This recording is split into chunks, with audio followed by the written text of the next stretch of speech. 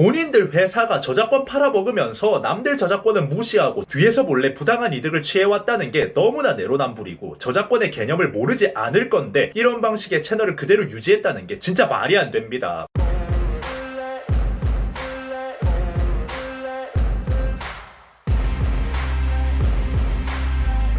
자, 유튜브 시청자 여러분들 반갑습니다. 인지용입니다. 여러분, 사이버레카라는 단어 다들 아실 겁니다. 사이버레카 하면 뭐가 제일 먼저 떠오르시나요? 네, 제가 먼저 떠오르시는 거 알고 있습니다. 이게 원래 나쁜 단어가 아니었는데 지금은 굉장히 안 좋은 의미로 쓰이고 있죠. 레카라는 게 그런 거잖아요. 차들이 사고가 나면 가장 먼저 달려와서 딱 일을 처리하는, 이제 그러다 보니까 사이버레카다 하면은 어떤 사건 사고가 터졌을 때 제일 먼저 달려와서 그 관련 이야기를 풀어가는 사람들을 이야기를 합니다. 좋게 이야기하면 이슈텔러라고도 하고 나쁘게 이야기하면 사이버레카라고도 해요. 사실상 유튜브에서 많은 전문가 포지션에 있는 분들이 있죠. 경제에서는 뭐 슈카월드 같은 분들이 있고 게임에서는 지식백과 김성현님 같은 분들이 있을 겁니다. 뭐 케이팝에서는 당연히 제 채널이 있겠죠. 다 각자 업계에서 전문가 포지션에 있는 분들이 유튜브를 해서 잘 되신 경우라고 생각합니다. 그리고 그 업계의 이슈들을 전문가 포지션에서 설명을 해주시기도 하고요. 이 말 자체도 원래는 지식백과의 김성현님이 많이 쓰던 말이라 사실 그렇게 안 좋은 단어가 아니었습니다. 그런데 이제 루머를 양산하는 얼굴 없는 채널들이 이게 돈이 된다는 걸 인지하고 말도 안 되는 이야기들을 사실처럼 뿌려대기 시작하면서 사이버레카라는 단어가 굉장히 안 좋은 이미지가 되게 되었죠. 여튼 좋은 레카들은 업계 전문가 포지션에서 얼굴을 까고 이슈에 대한 본인의 의견을 이야기하고 사건을 설명해 주시는 분들이 될 거고, 나쁜 레카라고 함은 신상을 알 수 없는 사람이 커뮤니티 같은 데서 루머를 긁어와서 사실처럼 이야기하는 그런 레카가 되겠죠. 그런데 그 나쁜 레카를 대기업이 뒤에서 몰래 하고 있었다라고 하면은 여러분들은 믿으시겠습니까? 저는 사실 믿을 수가 없었어요. 그런데 그 일이 일어났습니다. 그것도 대한민국 3대 엔터 유통사라고 하는 카카오 엔터에서 그 일을 하다가 걸려버렸어요. 오늘은 거기에 대해서 한번 이야기를 해볼까 합니다. 뿅. 자, 제가 이야기했죠. 이제 SM, YG, JYP의 시대가 지났다. 3대 기획사, 4대 기획사 이런 시대가 지났다. 이제 K-팝이 세계화가 되기 시작하면서 어떤 엔터 출신이냐 보다 어떤 유통사를 뒤에 끼고 돈의 힘을 발휘하는가, 이게 더 중요한 시대가 됐다. 하이브는 대한민국 엔터의 33% 정도의 지분을 가지고 있고 그 다음이 카카오 엔터입니다. 그리고 하이브와 카카오 엔터 두 회사의 엔터테인먼트 지분율이 50%를 훨씬 웃돕니다. 하이브와 카카오만 분석해도 한국 엔터 절반 이상을 알 수 있다는 이야기죠. 그런데 그 카카오 엔터에서 지금 페이스북 대형 레카 채널을 운영하다가 걸려서 엄청난 공분을 사고 있어요. 바로 이 채널인데 혹시 페이스북 하시는 분들은 한 번씩은 다 보셨을 거라고 생각을 합니다. 페이스북 연예계 관련해서 대표적으로 이슈를 전해주는 채널이 아마 시후페랑 아이돌 연구소 이 두 채널일 거예요. 팔로워가 130만 명에 달하는 엄청나게 대형 채널입니다. 유튜브 이용자 숫자보다 페북 이용자 수가 적죠. 그런 상황에서 130만 명이 보고 있다라고 함은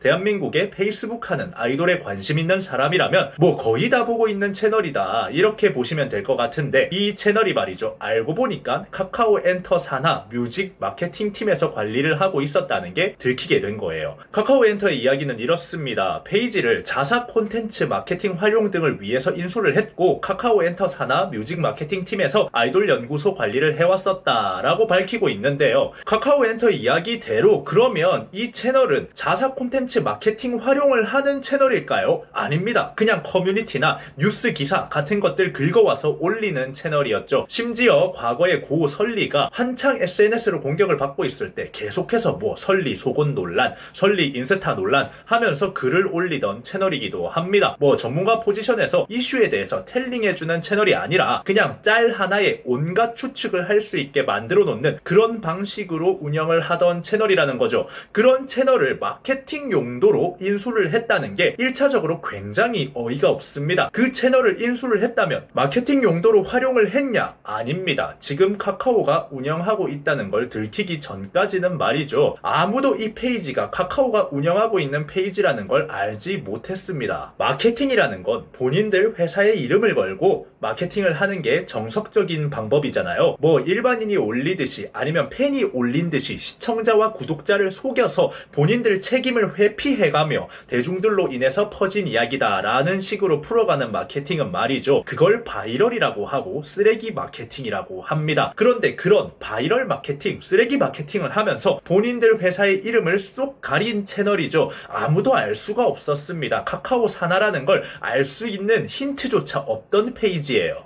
그러면 그걸 대기업이 마케팅을 위해서 인수한 페이지다 라고 이야기를 할 수 있을까요? 자기들도 자기들 이름 걸기 쪽팔리고 무서우니까 이름을 쏙 가리고 쓰레기 마케팅을 하고 있던 거잖아요. 이거를 대기업이 나서서 했다는 게 너무나 저는 회의감이 듭니다. 같은 엔터 업계 중소 엔터 대표님들이 아침부터 우수수수수 연락이 오시더라고요. 진짜 너무 화가 난다고 말이죠. 자기 애들 어떻게든 방송 한번 출연시켜보려고 좋은 실력 대중들한테 한 번이라도 보여주려고 백방으로 자기들은 뛰어다니는데 아직도 PD들이 술 먹자고 부르면 출연 약속 한번 받으려고 스케줄 하나 받아보려고 옆에서 술대작 오지게 하고 있는데 카카오 이 인간들은 저딴 식으로 마케팅을 하고 있더라 하면서 새벽부터 아침까지 연락이 정말 많이 왔어요. 제가 거기서 감히 레카의 경지를 건드리다니 레카로서 용서할 수가 없네요 막 이러면서 우스갯소리로 좀 달래드리고 공감을 해드리고 그랬는데 겉으로는 저도 농담을 던졌지만 속이 문드러집니다. 이게 어떻게 말이 되는 상황일까요?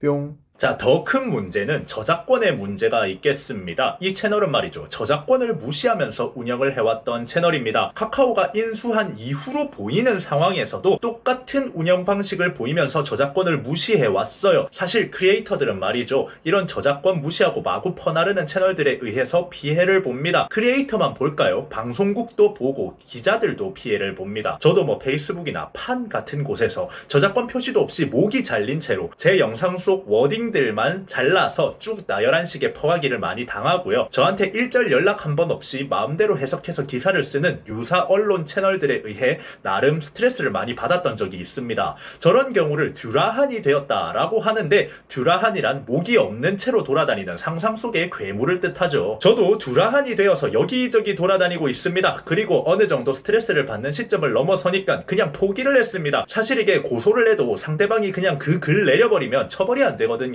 너무 많이 퍼가니까 하나하나 고소를 할 수도 없고 말입니다. 모두 저작권에 위반되는 행위들이죠. 그냥 에휴 그래 저렇게 퍼간다는 게 내가 영향력이 있다는 소리고 누군가에게 내 목소리가 더 알려지는 길이겠지 하면서 포기를 하는 그런 상황이고 많은 크리에이터 분들이나 방송을 하시는 분들도 저런 거에 반쯤 포기를 하고 있는 상태입니다. 너무나 나쁜 악습인 걸 알면서도 방법이 없으니까 포기하는 거예요. 그런데 그걸 대한민국에서 두 번째로 크다는 한국 엔터의 20% 이상의 지분을 차지하고 있는 카카오 엔터에서 나서서 하고 있었다. 정말 어이가 없습니다. 말도 안 되는 상황입니다. 마케팅을 하기 위해서 인수했다고 하는 게 이게 마케팅인가요? 남의 저작권 깡그리 무시하면서 남의 채널, 남의 컨텐츠 워터마크들 잘라내가면서 모자이크 해가면서 그렇게 채널을 운영하고 팔로워 130만 명을 모아놓고 그게 쪽팔려서 자기들 회사 이름도 못 걸고 몰래 운영하는 게 그게 마케팅입니까? 너무 어이가 없어요. 동종업계 사람들 지금 전부 얼탱이가 없어서 화도 안 냅니다. 그냥 낄낄거리면서 웃어요.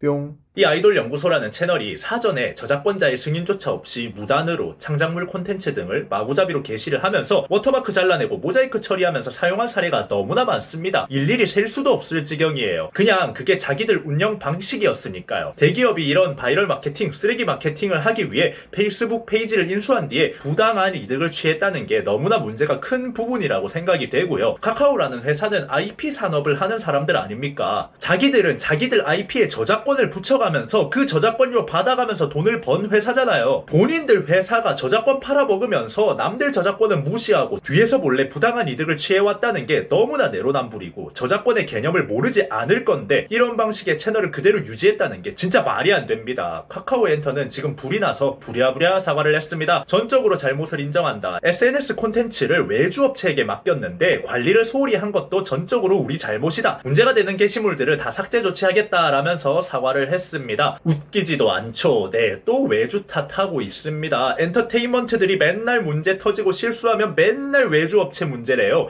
그 외주업체한테 돈 주는 건 누구인데요? 누구 돈 받고 일하는데요? 누가 시켜서 일하는데요? 시키지도 않은 일 하는데 돈을 줍니까? 카카오는 뭐 시키지도 않은 일 해도 월급 빵빵하게 넣어주는 그런 호구 회사입니까? 우리가 시킨 게 아니라 외주업체 탓이다. 관리를 못했다. 미안하다. 참으로 아름다운 사과입니다. 같은 업계 사람들이 진짜 대기업 보고 좋은 거 배우겠습니다. 아이돌 커뮤니티 같은 곳에 직원들 상주시키면서 팬인 척하면서 누구 컴백했다, 이 아이돌 멋지다 하는 거는 경우를 가끔씩 보는데 아예 레카 채널을 대기업에서 직접 운영하는 건 살다 처음 보네요. 여러분들은 이번 영상 어떻게 생각하셨나요? 지금까지 인중이었습니다.